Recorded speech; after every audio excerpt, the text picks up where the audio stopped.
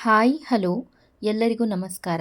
Welcome to Purvi vlogs. ಇವತ್ತಿನ ವಿಡಿಯೋದಲ್ಲಿ ನಾವು ಮನೆಯಲ್ಲಿ ಪ್ರತಿದಿನ ಮಾಡುವಂತಹ ರಸಮ್ ರೆಸಿಪಿ. ನಮ್ಮ ಮನೆಯಲ್ಲಿ ಎಲ್ಲರಿಗೂ ಕೂಡ ಈ ಒಂದು ರಸ ಅಂದರೆ ಇಷ್ಟ. ಅನ್ನದ ಜೊತೆ ಹಾಕ್ಕೊಂಡು ತಿನ್ನೋದೇ ಅಲ್ಲದೆ ಗ್ಲಾಸಲ್ಲಿ ಹಾಕ್ಕೊಂಡು ಕೂಡ ಸೂಪ್ ಥರ ಕುಡಿತಾರೆ. ಅಷ್ಟೊಂದು ಟೇಸ್ಟಿಯಾಗಿರುತ್ತೆ, ಅಷ್ಟೊಂದು ಚೆನ್ನಾಗಿರುತ್ತೆ. ನಿಮಗೂ ಕೂಡ ಹೊಟ್ಟೆಗೆ ಊಟ ತಿನ್ನಬೇಕು ಅನಿಸ್ತಾ ಇಲ್ಲ ಅಂದಾಗ, ಗಂಟ್ಲು ನೋವೆಲ್ಲ ಇದ್ದಾಗ, ಇಲ್ಲಾಂತಂದರೆ ಪ್ರತಿದಿನ ಕೂಡ ನೀವು ಕೂಡ ಮಾಡ್ಕೊಂಡು ತಿಂತೀರ ಒಂದು ರಸಮ್ಮು. ಅಷ್ಟೊಂದು ಚೆನ್ನಾಗಿರುತ್ತೆ. ಒಂದ್ಸಲಿ ಟ್ರೈ ಮಾಡಿ ನೋಡಿ.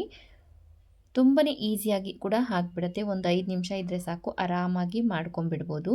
ನಾನಿಲ್ಲಿ 1 ಲೀಟ್ರ್ ಆಗಷ್ಟು ರಸಮನ್ನು ಪ್ರಿಪೇರ್ ಮಾಡ್ಕೊಳ್ಲಿಕ್ಕೆ ಒಂದು 3 ಟೊಮೆಟೊ ಹಣ್ಣನ್ನು ಈ ರೀತಿ ತೊಟ್ಟನ್ನು ಕಟ್ ಮಾಡಿಕೊಂಡು, ಒಂದು ಸ್ವಲ್ಪ ಕಟ್ ಮಾಡಿಕೊಂಡ್ರೆ ಕಾಟ್ ಥರ ಕಟ್ ಮಾಡಿಕೊಂಡ್ರೆ ನಾವು ಒಳಗಡೆವರೆಗೂ ಚೆನ್ನಾಗಿ ಟೊಮೆಟೊ ಹಣ್ಣು ಬೇಗನೆ ಬೆಂದೋಗುತ್ತೆ ಅಂತ ಈ ರೀತಿಯಾಗಿ ಕಟ್ ಮಾಡಿಕೊಂಡು ಈ ಒಂದು ಟೊಮೆಟೊ ಹಣ್ಣನ್ನು ಬೇಯಿಸ್ಕೋಬೇಕಾಗತ್ತೆ. ಒಂದು ಸ್ವಲ್ಪ ಚೆನ್ನಾಗಿ ಹಣ್ಣಾಗಿರುವಂತಹ ಟೊಮೆಟೊ ಹಣ್ಣಾದರೆ ತುಂಬಾ ಚೆನ್ನಾಗಿರುತ್ತೆ. ಈಗ ಈ ಒಂದು 3 ಟೊಮೆಟೊ ಹಣ್ಣನ್ನು ಒಂದು ಬೌಲ್ಗೆ ಹಾಕ್ಕೊಂಡು ಒಂದು ಅರ್ಧ ಲೀಟ್ರ್ ಆಗಷ್ಟು ನೀರನ್ನು ಸೇರಿಸ್ಕೊಂಡು ಇದನ್ನು ಒಂದು 5 ನಿಮಿಷ ಕುದಿಸ್ಕೊಂಡ್ರೆ ಬೆಂದೋಗ್ಬಿಡುತ್ತೆ. ಅದರ ಜೊತೆಗೇ ಒಂದು ಸಣ್ಣ ಗಾತ್ರದ ನಿಂಬೆ ಹಣ್ಣಷ್ಟು ಹುಣಸೆ ಹಣ್ಣನ್ನು ಕೂಡ ಸೇರಿಸ್ಕೊಂಡಿದ್ದೀನಿ. ಇದನ್ನು ಬೇಯಲಿಕ್ಕೆ ಇಟ್ಕೊಂಡಿದ್ದೀನಿ. ಈಗ ಒಂದು ಮಿಕ್ಸರ್ ಜಾರ್ಗೆ 1 ಟೇಬಲ್ ಚಮಚದಷ್ಟು ಜೀರಿಗೆ, ಅರ್ಧ ಟೇಬಲ್ ಚಮಚ ಕಾಳುಮೆಣಸು, 1/4 ಟೇಬಲ್ ಚಮಚದಷ್ಟು ಮೆಂತ್ಯ, ಒಂದು ದೊಡ್ಡ ಗಾತ್ರದ ಬೆಳ್ಳುಳ್ಳಿಯನ್ನು ಸೇರಿಸ್ಕೊಂಡು ಈ ರೀತಿಯಾಗಿ ಗ್ರೈಂಡ್ ಮಾಡ್ಕೊಂಡಿದ್ದೀನಿ. ಅಷ್ಟರಲ್ಲಿ ಟೊಮೆಟೊ ಕೂಡ ಸ್ವಲ್ಪ ಚೆನ್ನಾಗಿ ಸಾಫ್ಟ್ ಆಗಿದೆ ನೋಡಿ. ಈ ರೀತಿಯಾಗಿ ಚೆನ್ನಾಗಿ ಬೆಂದಿರಬೇಕು. ಈಗ ಇದಕ್ಕೆ ನಾವು ಇನ್ನೊಂದು ಅರ್ಧ ಲೀಟರ್ ನೀರನ್ನು ಸೇರಿಸ್ಕೊಂಡ್ರೆ ಈ ಒಂದು ಬಿಸಿ ಅನ್ನೋದು ತಣ್ಣಗಾಗ್ಬಿಡುತ್ತೆ.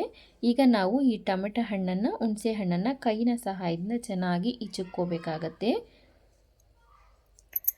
ನೋಡಿ. ಸೌಟ್ನಿಂದ ಈ ರೀತಿಯಾಗಿ ಸ್ವಲ್ಪ ಪ್ರೆಸ್ ಮಾಡಿದ್ರೆ ಅದರಲ್ಲಿರುವಂತಹ ಬಿಸಿ ಎಲ್ಲ ಹೋಗಿ ಸ್ವಲ್ಪ ಬೇಗನೆ ತಣ್ಣಗಾಗ್ಬಿಡುತ್ತೆ.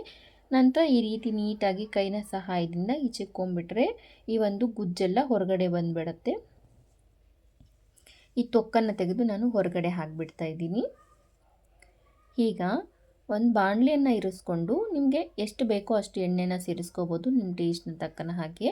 ನಾನು ಇಲ್ಲಿ ಒಂದು 3-4 ಟೇಬಲ್ ಚಮಚದಷ್ಟು ಎಣ್ಣೆಯನ್ನು ಸೇರಿಸ್ಕೊಂಡಿದ್ದೀನಿ. ಎಣ್ಣೆ ಒಂದು ಸ್ವಲ್ಪ ಚೆನ್ನಾಗಿ ಬಿಸಿ ಆದಮೇಲೆ ಒಂದು ಸ್ವಲ್ಪ ಸಾಸಿವೆಯನ್ನು ಕೂಡ ಸೇರಿಸ್ಕೊಂಡು, ಸಾಸಿವೆ ಸ್ವಲ್ಪ ಚೆನ್ನಾಗಿ ಚಿಟಪಟ ಅನ್ನಬೇಕು. ಈಗ ಸ್ವಲ್ಪ ಫ್ರೆಶ್ ಆಗಿರುವಂಥ ಕರಿಬೇವಿನ ಸೊಪ್ಪನ್ನು ಕೂಡ ಸೇರಿಸ್ಕೊಳ್ತಾ ಇದ್ದೀನಿ. ಈಗ ಇದಕ್ಕೇ ಒಂದು 7-8 ಎಸ್ಲಾಗಷ್ಟು ಬೆಳ್ಳುಳ್ಳಿಯನ್ನು ಕೂಡ ಜಜ್ಜಿಕೊಂಡು ಸೇರಿಸ್ಕೊಳ್ತಾ ಇದ್ದೀನಿ. ನಾವು ಬೆಳ್ಳುಳ್ಳಿಯನ್ನು ರಸಮ್ಗೆ ಸ್ವಲ್ಪ ಜಾಸ್ತಿ ಸೇರಿಸ್ಕೊಳ್ಳೋದ್ರಿಂದ ಫ್ಲೇವರ್ ಅನ್ನೋದು ತುಂಬಾ ಚೆನ್ನಾಗಿರುತ್ತೆ ನೋಡಿ. ಈಗ ಬೆಳ್ಳುಳ್ಳಿ ಕೂಡ ಸ್ವಲ್ಪ ಚೆನ್ನಾಗಿ ಫ್ರೈ ಆಗಿದೆ. ಈಗ ಒಂದು 8ರಿಂದ 10 ಒಣಗಿರುವಂತಹ ಮೆಣಸಿನ್ಕಾಯಿನ ಸೇರಿಸ್ಕೊಳ್ತಾ ಇದ್ದೀನಿ. ನೀವು ನಿಮ್ಮ ಖಾರಕ್ಕೆ ತಕ್ಕನ ಹಾಗೆ ಸೇರಿಸ್ಕೋಬೇಕು. ಈಗ ನಾವು ರೆಡಿ ಮಾಡ್ಕೊಂಡಿರುವಂಥ ಈ ಒಂದು ಟೊಮೆಟೊ ಹಣ್ಣು ಮತ್ತು ಹುಣಸೆ ಹಣ್ಣಿನ ರಸಮನ್ನು ಇಲ್ಲಿ ಸೇರಿಸ್ಕೊಂಡು ಒಂದು ಸ್ವಲ್ಪ ಇದಕ್ಕೆ ಈಗ ನಾವು ಕ್ರಷ್ ಮಾಡ್ಕೊಂಡು ಇಟ್ಕೊಂಡಿದ್ದೀವಲ್ವ ಏನು ಪೌಡ್ರನ್ನ, ಈ ಹಂತದಲ್ಲೇ ಸೇರಿಸ್ಕೋಬೇಕು. ಯಾವುದೇ ಕಾರಣಕ್ಕೂ ಫ್ರೈ ಆಗುವಾಗ ಎಣ್ಣೆಯಲ್ಲಿ ಸೇರಿಸ್ಕೋಬಾರ್ದು. ಆ ರೀತಿ ಸೇರಿಸ್ಕೊಂಡ್ರೆ ಅದರ ಫ್ಲೇವರೇ ಬೇರೆ. ಈ ರೀತಿಯಲ್ಲಿ ಒಂದ್ಸರಿ ಟ್ರೈ ಮಾಡಿ ನೋಡಿ, ಸೂಪರ್ ಟೇಸ್ಟಿಯಾಗಿರುತ್ತೆ ರಸಮ್ಮು.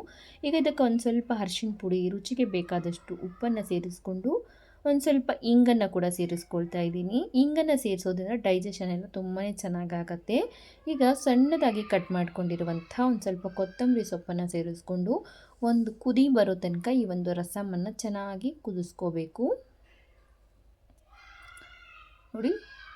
ಒಂದು 2 ನಿಮಿಷದಲ್ಲಿ ಕುದಿ ಬಂದುಬಿಡತ್ತೆ. ಈ ರೀತಿ ಚೆನ್ನಾಗಿ ಒಂದು ಕುದಿ ಬಂತಂದರೆ ಸಾಕು, ಸ್ಟವನ್ನು ಆಫ್ ಮಾಡ್ಕೊಂಡ್ಬಿಡಬೇಕು. ಜಾಸ್ತಿ ಹೊತ್ತು ಕುದ್ರೆ ರಸಮ್ಮು ಟೇಸ್ಟು ಚೇಂಜ್ ಆಗಿಬಿಡತ್ತೆ.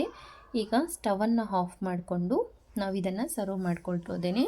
ನಾನು ಈ ಒಂದು ರಸಮನ್ನು ಮಾಡ್ಕೊಂಡಾಗ ಅದರಲ್ಲಿರುವಂತಹ ಮೆಣಸಿನ್ಕಾಯಿನ ತೆಗೆದು ಸಪ್ರೇಟಾಗಿ ಎತ್ತಿಟ್ಕೊಂಡು ಅದನ್ನು ಚಟ್ನಿ ಏನಾದರೂ ಮಾಡಿಕೊಂಡ್ರೆ ಅದಕ್ಕೆ ಯೂಸ್ ಮಾಡ್ಕೊಳ್ತೀನಿ. ನೀವೇನು ಮಾಡ್ತೀರಾ ಅಂತ ಕಾಮೆಂಟ್ ಮಾಡಿ.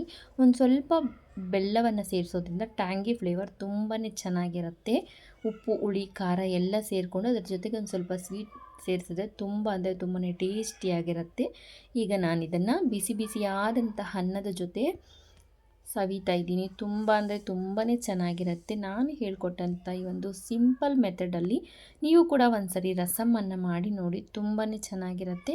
ಪ್ರತಿದಿನ ಕೂಡ ಇದೇ ರೀತಿಯಲ್ಲಿ ಮಾಡ್ಕೊಳ್ತೀರಾ, ಗಂಟಲು ನೋವಿದ್ದಾಗ, ಹೊಟ್ಟೆಗೇನು ತಿನ್ನಬೇಕು ಅನಿಸದೇ ಇದ್ದಾಗ ಕೂಡ ಈ ಒಂದು ಟೊಮೆಟೊ ರಸಮನ್ನು ಖಂಡಿತ ಟ್ರೈ ಮಾಡಿ. ನಿಮಗೆ ಕೂಡ ಯಾವ ಥರ ಬಂತು ಅಂತ ಕೂಡ ಕಮೆಂಟ್ ಮಾಡಿ. ವಿಡಿಯೋ ಇಷ್ಟ ಆಗಿದ್ದಲ್ಲಿ ವಿಡಿಯೋಗೊಂದು ಲೈಕ್ ಮಾಡಿ, ಶೇರ್ ಮಾಡಿ, ತಪ್ಪದೇ ನಮ್ಮ ಚಾನಲನ್ನು ಕೂಡ ಸಬ್ಸ್ಕ್ರೈಬ್ ಮಾಡ್ಕೊಳ್ಳಿ. ಈ ಒಂದು ರೆಸಿಪಿಯನ್ನು ನೀವು ಲೈಕ್ ಮಾಡೋದ್ರಿಂದ ತುಂಬ ಜನಕ್ಕೆ ಶೇರ್ ಆಗುತ್ತೆ. ಪಕ್ಕದಲ್ಲೇ ಇರುವಂತಹ ಬೆಲ್ ಐಕನನ್ನು ಕ್ಲಿಕ್ ಮಾಡಿ, ಆಲ್ ಅಂತ ಕ್ಲಿಕ್ ಮಾಡಿದ್ರೆ ನಾನು ಅಪ್ಲೋಡ್ ಮಾಡಿದಂತಹ ಎಲ್ಲ ವಿಡಿಯೋಗಳ ನೋಟಿಫಿಕೇಷನ್ ನಿಮಗೆ ಆದಷ್ಟು ಬೇಗನೆ ಸಿಗುತ್ತೆ. ನಿಜವಾಗ್ಲೂ ಹೇಳ್ತಾ ಇದ್ದೀನಿ, ಸೂಪರ್ ಟೇಸ್ಟಿಯಾಗಿರುತ್ತೆ. ಯಾವಾಗ ಬಿಸಿ ಆರುತ್ತೆ ಅಂತ ಕಾಯ್ತಾ ಇದ್ದೀನಿ. Thank you.